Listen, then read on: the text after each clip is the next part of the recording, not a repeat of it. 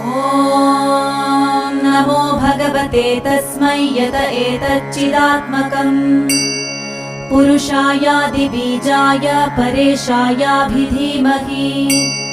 यस्मिन्निदं यतश्चेदं येनेदं य इदं स्वयं योऽस्मात् परस्माच्च परस्तं प्रपद्ये स्वयंभुवम् यस्वात्मनीदं निजमाययार्पितम् क्वचित् विभातं क्वच तत्तिरोहितम् अविद्धदृक्साक्ष्युभयं तरीक्षते स आत्ममूलोऽवतु मां परात्परः